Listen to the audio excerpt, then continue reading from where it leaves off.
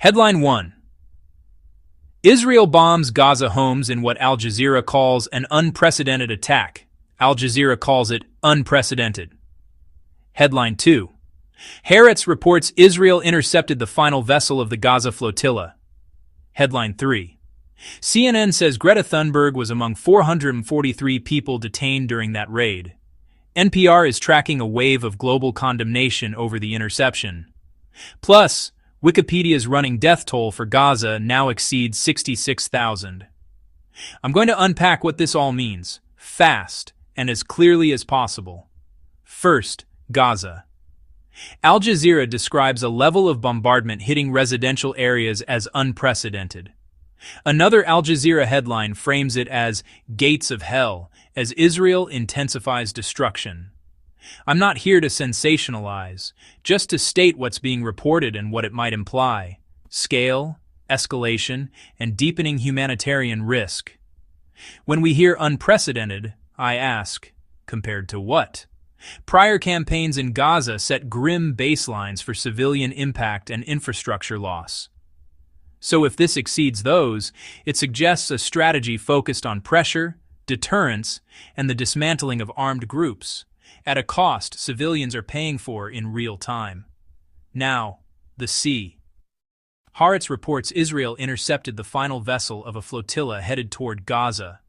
Israel's long maintained the blockade is about security and weapons interdiction. These flotillas are designed to test that claim in public view. Here's where it gets even more visible.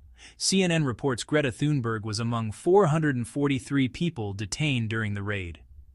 Her presence doesn't change the legal arguments, but it supercharges the optics, because attention follows recognizable figures, and attention is translating into pressure. NPR says condemnation over the interception is growing globally. That can matter on the margins: diplomatic calls, UN statements, trade discussions, and military aid debates. Will it shift policy? Hard to predict. But it raises the political cost of the current trajectory. The number that haunts everything: Wikipedia's running estimate puts Gaza's death toll above $66,000. Wikipedia aggregates from cited sources and can lag or revise, so treat it as directional, not definitive. Still, the scale is staggering, and it sharpens every argument about proportionality, self-defense, and the laws of war. So where does this go? If strikes remain at this intensity, expect more displacement, hospital overloads, and international scrutiny over targeting decisions. If flotilla attempts continue, expect more maritime confrontations and more cameras.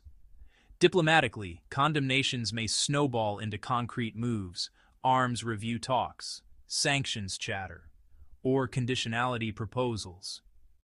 On the ground, none of that brings immediate relief unless it leads to ceasefire mechanisms, humanitarian corridors, or verified de-escalation steps.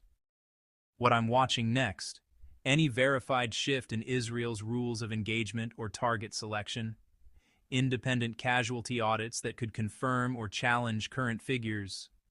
Legal filings, universal jurisdiction cases tend to follow high-profile detentions and strikes, regional spillover signals at sea and along borders. Last thing, language matters, unprecedented. Interception, detention. I try to stick to attributed reporting, keep space for uncertainty, and center the human stakes that get buried under headlines.